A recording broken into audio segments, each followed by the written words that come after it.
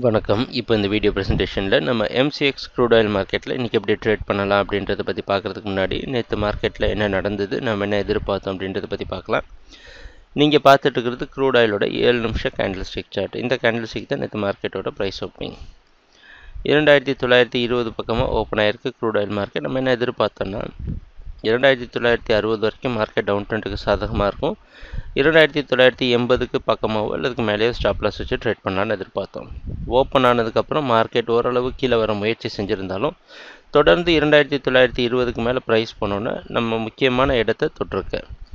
ஆனால் என்ன நடந்திருக்குன்னா 2980க்கு மேலே கொஞ்சம் ப்ரைஸ் போயிடுச்சு. ஆனால் அதுக்கப்புறம் மார்க்கெட்டில் ரெசிஸ்டன்ஸ் எடுத்து மார்க்கெட் கீழே சரிவை சந்திச்சிருக்கு. கொஞ்சம் அதிகமாக நம்ம 3000 அப்படின்ற ஜோன் பக்கத்தில் ஸ்டாப் லாஸ் வைக்க முயற்சி செஞ்சுருக்கலாம். கொஞ்சம் மார்ஜினலாக வச்சனால 2980க்கு மேலே கொஞ்சம் அதிகமாக நின்றுடுச்ச ப்ரைஸாக.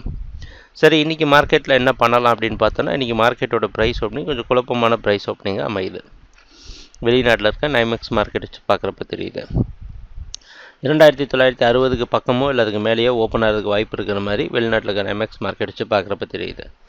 2960 அப்படின்றது ரொம்ப முக்கியமான ஒரு இடம். இந்த இடத்துக்கு பக்கத்தில் மறுபடியும் மேலேயும் போய் ஓப்பன் ஆகிறது நமக்கு நிறைய ஒரு குழப்பத்தை கொடுக்குது. ஏன் அப்படின்னா நேற்று மார்க்கெட்டே பார்த்தீங்கன்னா 2960 மேலே போக முயற்சி செஞ்சுருக்கு. இறுதியாக ஒரு ரெசிஸ்டன்ஸ் காரணமாக கீழே வந்திருக்கு. அதனால் நம்ம இன்றைக்கி என்ன செய்யலாம் அப்படின்னா, நம்ம எதிர்பார்க்குற மாதிரி 2960க்கு மேலே ப்ரைஸ் ஓப்பன் ஆகி அதுக்கு மேலேயே நின்றுச்சு அப்படின்னா பை பண்ணலாம் க்ரூட் ஆயில் மார்க்கெட்டில். இல்லை அதுக்கு மேலே ஓப்பன் ஆகாமல் 2940-50 பக்கமாக ஓப்பன் ஆகிருக்கு அப்படின்னா மேலே 2960 விட்டு மேலே போகிற வரைக்கும் வெயிட் பண்ணி பாருங்கள். வெயிட் பண்ணி மேலே போனதுக்கப்புறம் பை பண்ணுங்கள். அப்படி இல்லை அப்படின்னா இன்றைக்கி வேறு எந்த வேலையும் செய்ய வேண்டாம். மார்க்கெட்டோட ப்ரைஸ் ஆக்ஷனை பார்த்துட்டு அதுக்கப்புறமா நம்ம ட்ரேடிங் முடிவு எடுக்கலாம்.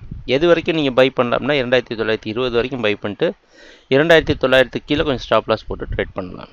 ட்ரேடிங் நடக்கிறப்ப பார்ப்போம் என்னென்ன மாற்றங்கள் வருதுன்னு. எங்கள் வீடியோ ப்ரெசன்டேஷனை தொடர்ந்து பார்த்துட்டு இருந்ததுக்கு மிக்க நன்றி, மகிழ்ச்சி, வணக்கம்.